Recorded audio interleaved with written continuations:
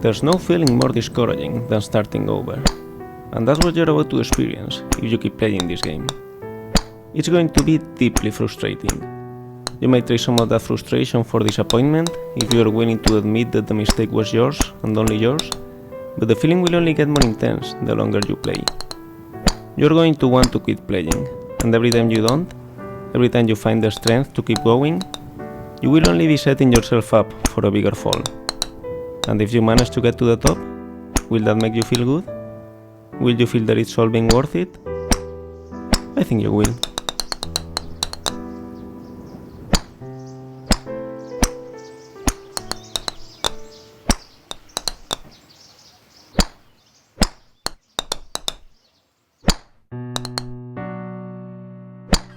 Feel free to stop playing whenever you want.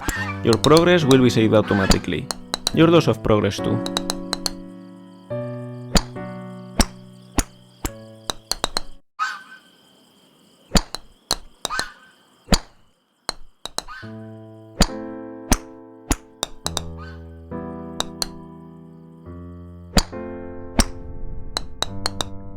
This game is a different take on a game that came out in 2017 titled Getting Over It with Bennett Foddy. The author of that game, Bennett Foddy, was an Australian designer known at the time as the father of intentionally bad controls.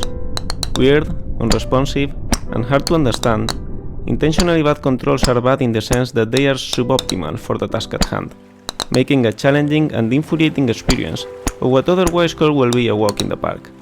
And yet, they often make for amusing games. In Getting Over It, your task is simply to climb up a mountain, but dragging yourself with a hammer while sitting inside a cauldron. No amount of forward progress is guaranteed. Some cliffs are too sheer or too slippery, and the player is in constant danger of falling and losing everything. I watched a video of Bennett Foddy playing his own game, and it was interesting to see how erratically he approached his own challenges. He knew it was possible to overcome them, and he knew the movements he needed to execute.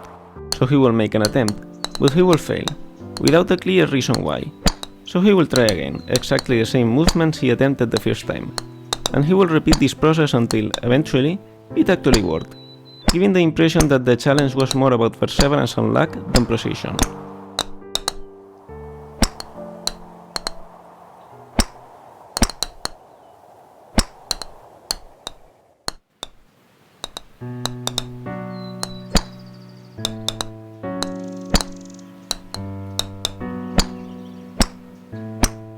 In Getting Over It, Bennett Foddy claims that frustration is essential to the act of climbing, but I disagree. Frustration might be essential to having a real challenge, an obstacle that you are not guaranteed to be able to overcome, but the act of climbing itself can be enjoyable. Climbing in Getting Over It is not frustrating because you can easily fall down and lose all your progress, but because controlling the main character is infuriating. Of course, falling and losing all your progress is also frustrating. But the worst part is not that you have to climb it all over again, it's that you have to fight with the controls while doing so. This game is pretty much like Getting Over It. You need to climb up a wall made of pre-made assets while the game creator talks to you about the game itself. And the point of the game is built around the fact that it's a very hard challenge and you can easily lose all your progress at any time. The main difference, what makes this game more than just a clone of the original, is its controls. Not only because hitting a ball is quite different from pulling yourself with a hammer, but because it's easy and intuitive to control. You hit the ball with a certain force at a certain angle, and that's it.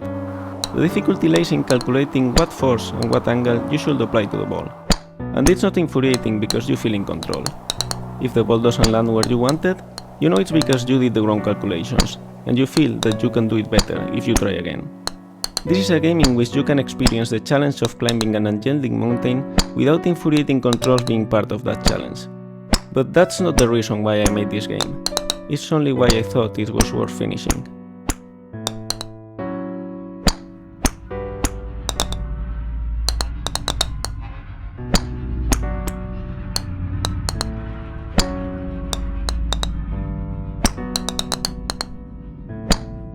So, why did I make this game? I was lying in bed, thinking of an unusual concept for a golf game. It had nothing to do with this one, except for the fact that it will be challenging and potentially frustrating. I was considering if that frustration will be similar to that of Getting Over It. And then, a title just popped up in my mind. Golfing Over It, with Alba Mayo.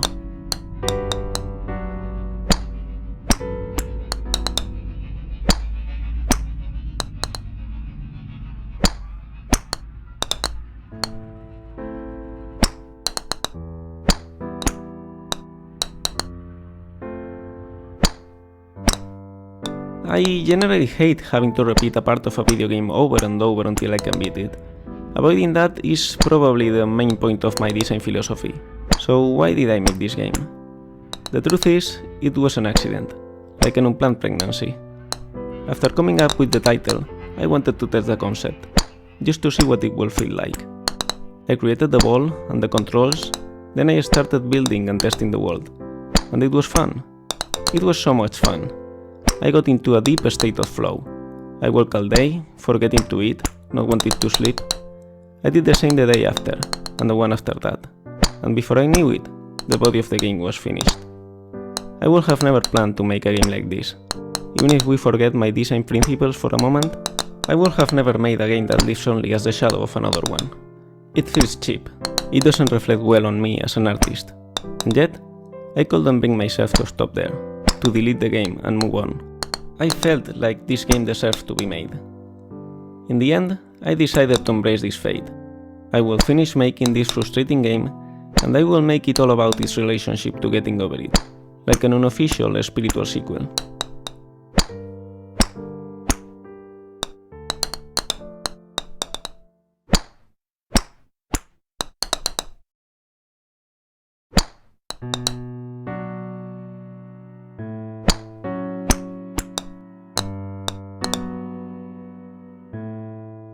We are close to the top now. You must have suffered a lot to get here.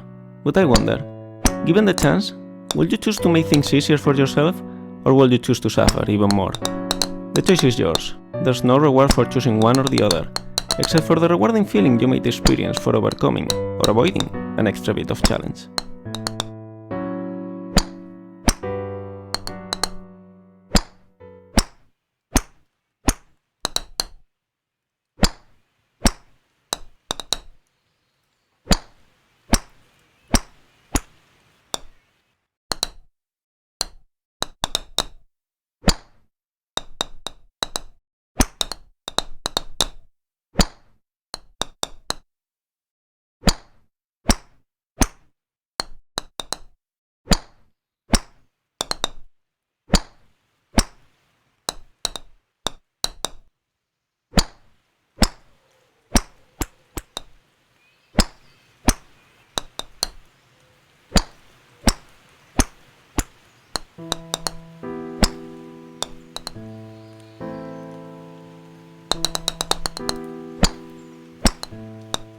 Hey, you're almost there! What you have done is pretty incredible. It's heroic. You are my hero, and I applaud you.